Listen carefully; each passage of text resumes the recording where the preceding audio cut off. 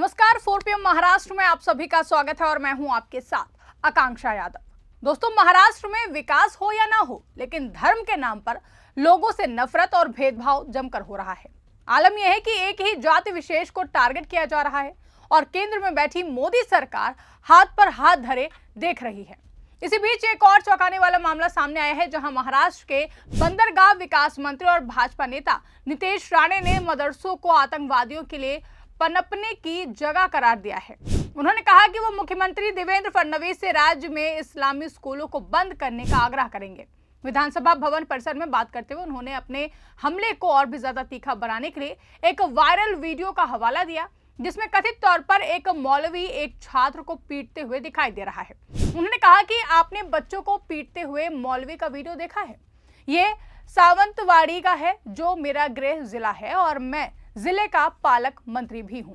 आपको जल्द ही पता चल जाएगा कि उसके खिलाफ क्या सख्त कार्रवाई होने वाली है। आज सत्ता की आंखों में आंख डालकर पत्रकारिता करना मुश्किल हो गया है। हम पर मुकदमों से लेकर चैनल को बंद करने का दबाव बनाया जा रहा है। मुश्किल दौर है, लेकिन हम हार नहीं मानेंगे। इसीलिए 4 PM को ज्यादा से ज्यादा ज्वाइन करें और स्वतंत्र पत्रकारिता को जिंदा रखने के लिए जितना हो सके हमारा आर्थिक सहयोग करें। उम्मीद है कि आपके सपोर्ट से ये जंग भी हम जीत जाएंगे। राणे सिंधुदुर्ग जिले के कंकावली विधानसभा क्षेत्र का प्रतिनिधित्व करते हैं।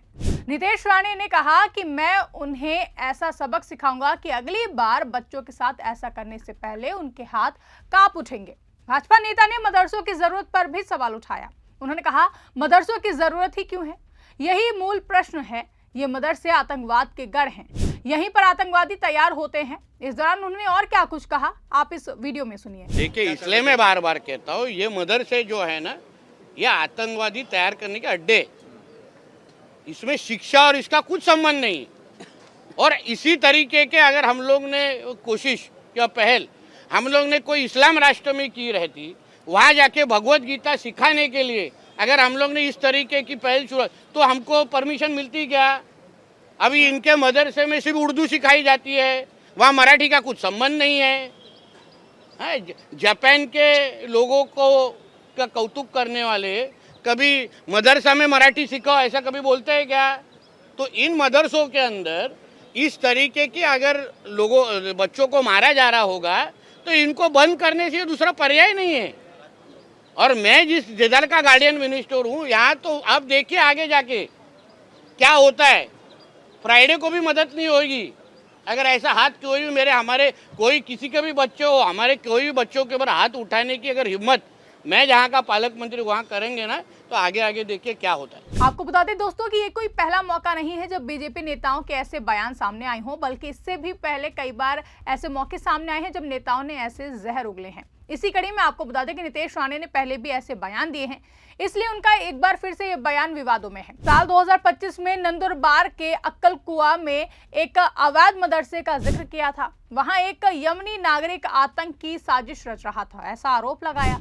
उन्होंने तब भी सभी मदरसों की जांच कराने की मांग की थी। जुलाई 2025 में उन्होंने कहा था कि मदरसों में उर्दू की जगह मराठी पढ़ाई जाए और अजान भी मराठी में दी जाए, वरना वहां से सिर्फ बंदूक मिलती है।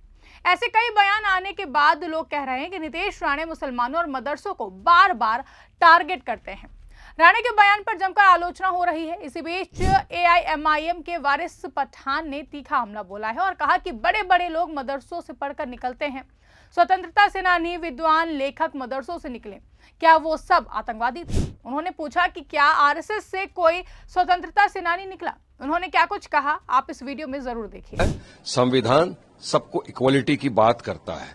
अब ये नीतीश राणे को झूठ बोलने की आदत सी पड़ गई है। उनको पता नहीं कि मदरसा में कितने बड़े बड़े मुफ्ती, उलेमा, स्कॉलर्स पढ़ के निकले। अबुल कलाम आजाद साहब मदरसे से पढ़े, मौलाना फजल खैराबादी वहां से पढ़ के निकले। इतने उलेमा, स्कॉलर्स, इस्लामिक स्कॉलर्स जिन्होंने ब्रिटिशरों के खिलाफ जंग आजादी में हिस्सा लिया, जिहाद का फतवा दिया, वो मदरसे के प्रोडक्ट है, मदरसे से पढ़ के निकले, तो क्या ये आतंकवादी है? इस तरह के अल्फाज इस्तेमाल करके ये तमाम जो फ्रीडम फाइटर्स है उनका अपमान कर रहे हैं ये।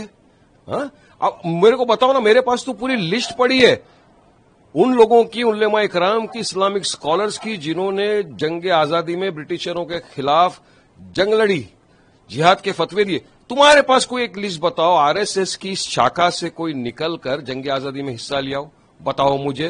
हाँ, आरएसएस की शाखा वालों ने माफीनामे पे माफीनामे लिखे थे ब्रिटिशरों को, मगर जंग आजादी में किसने हिस्सा लिया तुम्हारे पास लिस्ट नहीं है। मगर तुमको तो नफरत फैलाना है, झूठ परोसना है, तो अनाप शनाप बकवास तुम्हारे मुंह से आए दिन निकलती ही रहती है। अरे रिपोर्ट है मिनिस्ट्री का भी कि वहां पे कोई जिहादी एक्टिविटीज नहीं होती, तो किस बुनियाद के ऊपर जिसके ऊपर इस तरह का झूठ परोस रहे हो दुनिया के सामने, देश के सामने।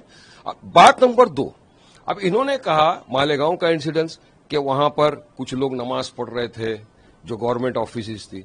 तो भाई साहब, मुसलमान के लिए 5 वक्त नमाज पढ़ना फर्ज है, रमजान का महीना है। अगर वक्त हो गया, किसी ने 2 मिनट किसी को डिस्टर्ब किए बिना नमाज पढ़ ली, तो क्या किसी का बिगड़ गया? क्या इन ऑफिस के अंदर पूजा नहीं करते हमारे हिंदू भाई? हाँ, क्या दूसरे वहां पे रीति रिवाजें नहीं होते? हम तो देखते हैं वीडियो, सोशल मीडिया पे भी काफी वायरल होते हैं, पुलिस स्टेशनों के अंदर के होते हैं। तो फिर तो सरकार को एक कानून बना लेना चाहिए ना कि जो भी इस तरह की गवर्नमेंट ऑफिसेज है वहां पे कोई भी धार्मिक तरह की ये रिलीजियस कोई नहीं होना चाहिए वहां पे फंक्शन। इसी कड़ी में कांग्रेस के अमीन पटेल ने जो कहा, आप वो भी सुनिए। देखिए, दफ्तर में नमाज भी होती थी, दफ्तर में पूजा भी होती है, कई दफ्तरों में पूजा भी होती है। कुछ लोग सुबह काम पे आते हैं तो पूजा भी करते हैं, रमजान का महीना है तो कुछ लोग नमाज भी पढ़ सकते हैं। ये हमारी देश की सैकड़ों साल की एक सभ्यता है, एक संस्कृति है, एक धरोहर है। और जहाँ पे हिंदू और मुसलमान एक साथ में एक जगह गंगा में एक आदमी जो स्नान करता है तो दूसरा आदमी वजू करता है, ये इतिहास है हमारा। और उस इतिहास की रिच कल्चर जो है उससे ही हमारा देश इतना आगे बढ़ा है, उससे ही हमारा देश हर चुनौती का सामना कर रहा है। हमारी देश की जो ताकत है वो एकता और भाईचारा है। इसको हमको अलग अलग प्रांतों में, अलग अलग रीजन में, अलग अलग मजहबों में नहीं बांटना चाहिए।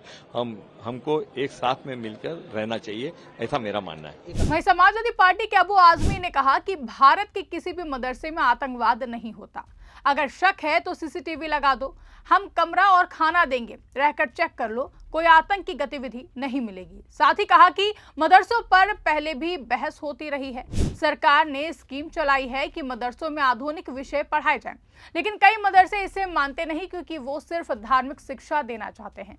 कुछ रिपोर्ट्स कहती हैं कि कुछ मदरसों में बच्चों को सख्ती से पढ़ाया जाता है, पीटा जाता है, लेकिन ज्यादातर मदरसे शांतिपूर्ण हैं। मुसलमान समुदाय कहता है कि मदरसे उनकी संस्कृति बचाते हैं, अगर बंद हो गए तो गरीब बच्चे बिना पढ़ाई के रह जाएंगे। ये मामला सिर्फ बयान का नहीं है दोस्तों, महाराष्ट्र में भाजपा की सरकार है, नीतीश राणे जैसे नेता अक्सर ऐसे बयान देते हैं जो हिंदू वोटर्स को पसंद आते हैं। विपक्ष कहता है कि ये वोट बैंक की राजनीति है, चुनाव नजदीक हो या फिर ना हो, सांप्रदायिक तनाव बढ़ाना गलत है। कुछ लोग कहते हैं कि मदरसों की जांच होनी चाहिए, अनरजिस्टर्ड मदरसों पर नजर रखी जाए, लेकिन सब बंद करने की मांग ज्यादा दूर की लगती है।